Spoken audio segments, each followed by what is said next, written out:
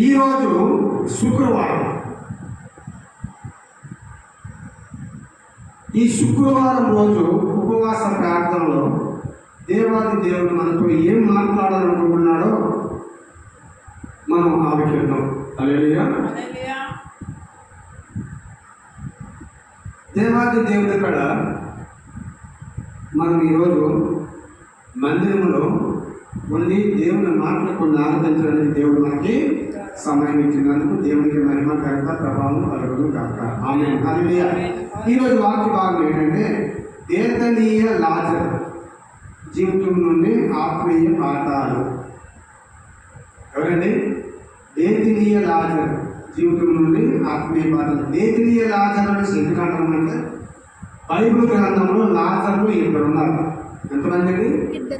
ఇద్దరు. ఒక లాజరు ధనవంతుడు, లాజరు పొరుపులతో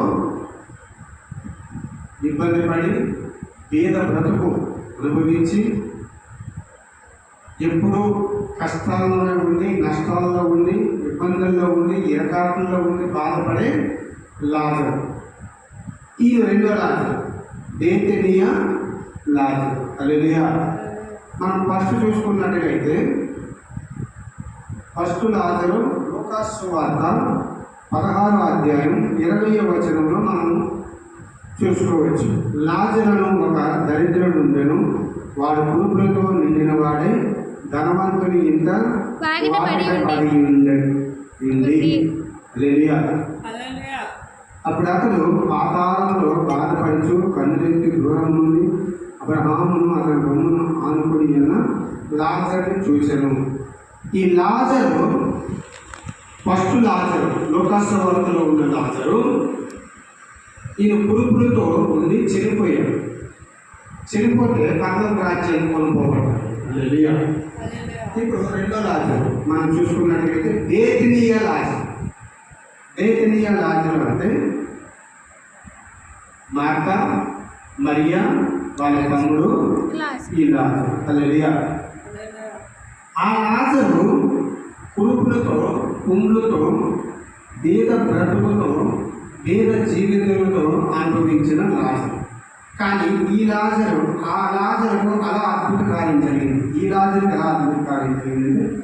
చెడిపోయి సమాధిలో పెట్టబడి 4 రోజుల తర్వాత బ్రతికి మళ్ళా సమాధి నుంచి బయటకు వచ్చింది లాజరు. హల్లెలూయా. ఈ లాజరు గురించి క్లుప్తంగా ఒక 5 విషయాలు తెలుసుకున్నాం. ఆ 5 విషయాలు ఏమంటే ఫస్ట్ చెప్తాను, తర్వాత ఒకటి చెప్తాను. హల్లెలూయా. యేసుతో స్నేహబంధం కలిగి జీవించాలి. మొదటిగా ఏం చేయాలండి? యేసుతో స్నేహబంధం కలిగి జీవించాలి. రెండోది ఆలస్యమైన దేవుని సమయము ఉత్తమమైనదిగా మనము పరిగణనలోకి తెచ్చుకోవాలి. హల్లెలూయా. రెండోది ఏంటంటే ఆలస్యమైన దేవుని సమయం ఉత్తమమైనదిగా పరిగణనలోకి మనం తెచ్చుకోవాలి. మూడోది యేసు మరణముపై అధికారం కలిగిన వాడు. హల్లెలూయా. యేసుక్రీస్తు మరణంపై అధికారం కలిగిన వాడు. నాలుగోది దేవుని మహిమ కొరకు జీవించాలి. ఎలా జీవించాలి? దేవుని మహిమ కొరకు మనము జీవించాలి. హల్లెలూయా. ఐదోది క్రీస్తుకు సాక్షిగా జీవించాలి. ఎలా జీవించాలండి? క్రీస్తుకు సాక్షిగా జీవించాలి. క్రీస్తుకు సాక్షిగా అంటే మన దేవుడైన యెహోవాకి మనము సాక్షులుగా జీవించాలి. జీవించలేని బ్రతుకు వ్యర్థమే. హల్లెలూయా. మొదటిగా మనం చూసుకున్నట్టుగైతే ముఖ్య వచనం యోహాను సువార్త 11వ అధ్యాయము 25వ వచనం. ఒక్కసారి చదువుతారా? నేనే చదవాలి.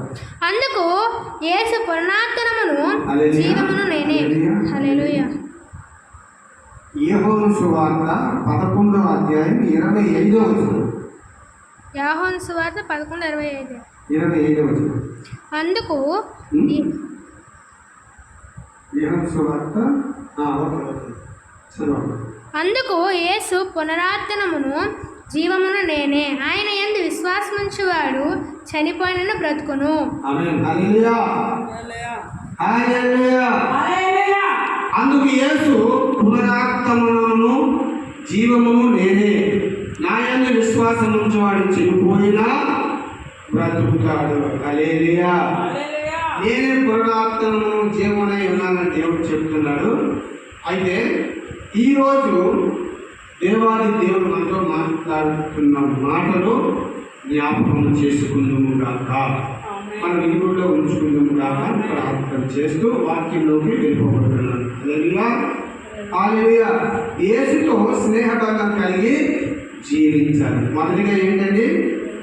యేసుతో స్నేహబంధం కలిగి జీవించాలట.